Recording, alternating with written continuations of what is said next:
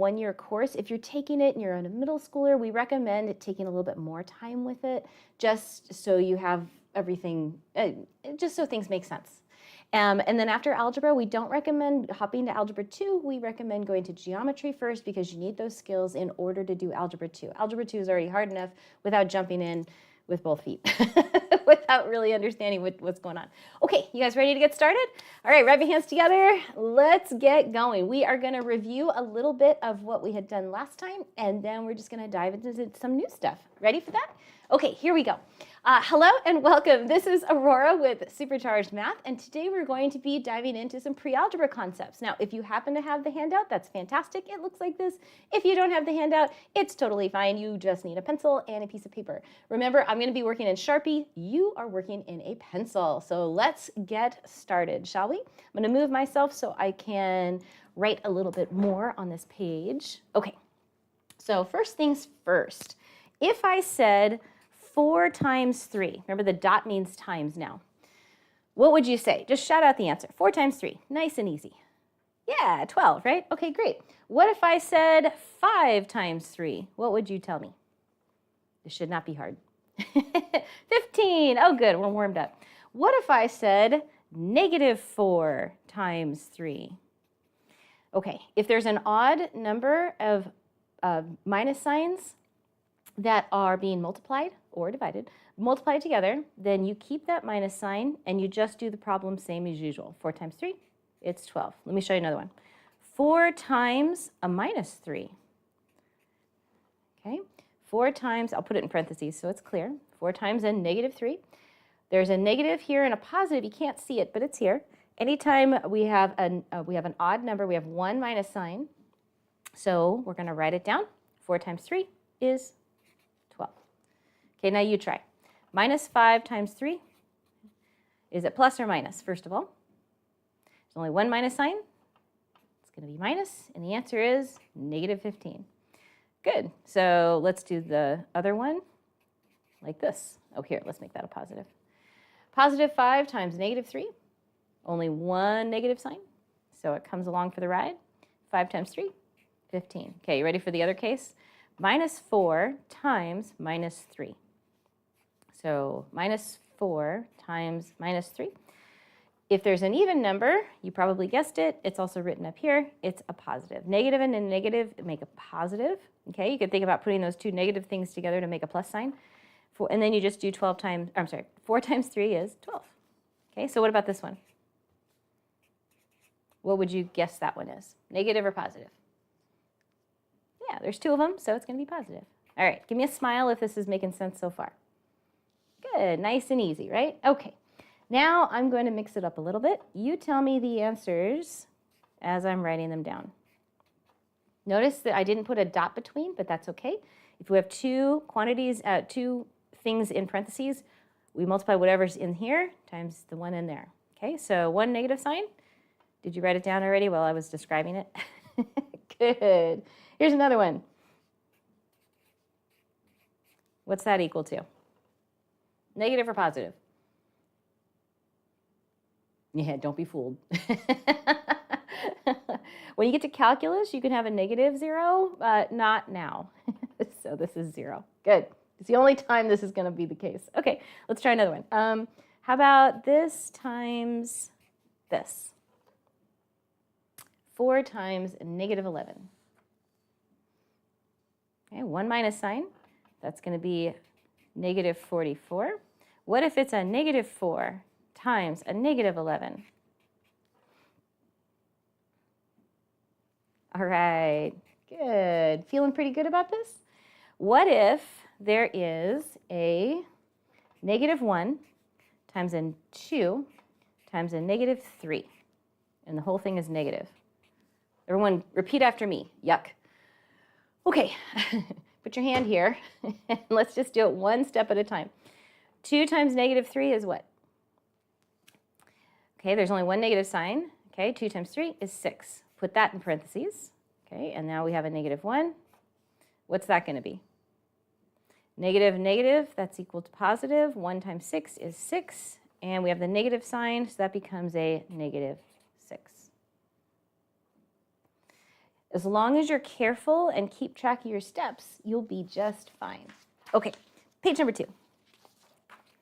Page number 2 talks about integer multiplication, but we're going to write it differently. I already started writing it differently on the last page. So watch this.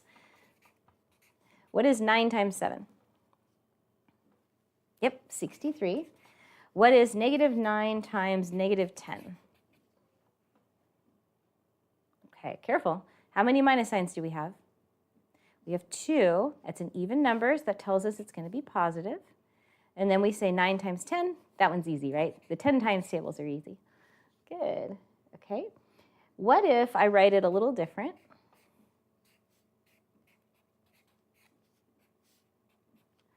Okay. Put your hand here. Do that first. Okay, 11 times, there's a negative sign and a positive, so it's going to be negative. Write it here.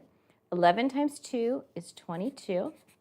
Okay, we have negative 22 times negative turns it positive.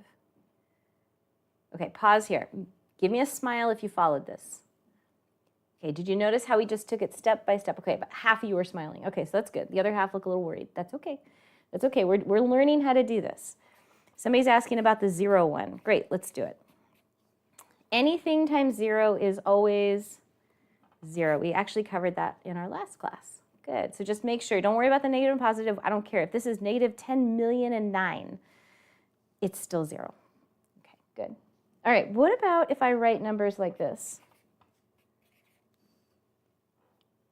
Am I saying negative 8 minus 8, so it's minus 16?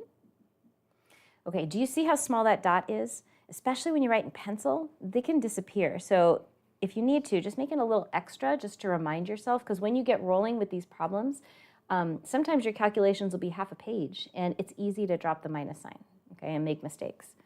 So this says, if you need to, for me, when if I'm working on a really hard problem, I will take the extra time to do this, just so I see that, oh, it's actually multiplied together. So whichever one you need to do, these are the same. Both of these are the same. Okay, negative 8 times negative 8, or negative 8 times negative 8. Okay, so 2 negatives make a positive, and 8 times 8 is 64. Okay. How are we feeling so far? You feeling pretty good? Okay. How about we try ones on this page, right? So this big fancy word here means that we're changing the order and it doesn't matter. Okay, so for example, 5 times 4, is that the same as 4 times 5? It is, and you know, when I was a kid, I remember thinking, there is no reason for those to be the same. Like, I don't understand. So what if we've got here, we have 5 rows of 4. Wait, no, 4 rows of 5. I did it the wrong way, didn't I? 1, 2, 3, 4, 5. Okay, so really what we're saying is this is 5 rows of 4, or it's saying there are 4 rows of 5. And when you look at it this way, it makes a lot more sense, right? Okay, so changing the order doesn't matter. Sometimes it does, but here it doesn't, because watch this. If we say minus 3 times 6, what do you get? Can you do that one for me really quick? What do we get? Positive or negative? Yeah, there's only one negative sign, so it's going to be negative. 3 times 6? Yep, good job, 18. What if I had said instead 6 times minus 3? Yeah, do you see how it's going to be the same thing? Okay, somebody's asking about this. This is very different. What's the answer to that one? Okay, so this is addition and subtraction, right? So this is 6 minus 3. That's 3. That's not the same as saying 6 times negative 3.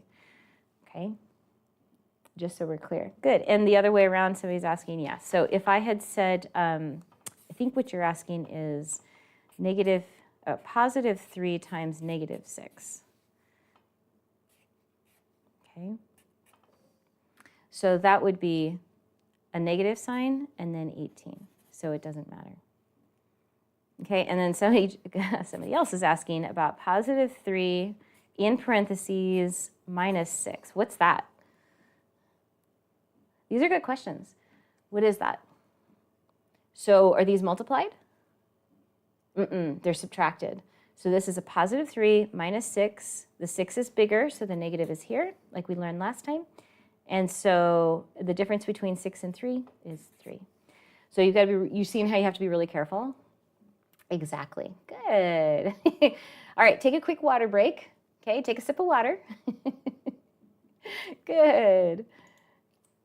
Okay, yeah, and feel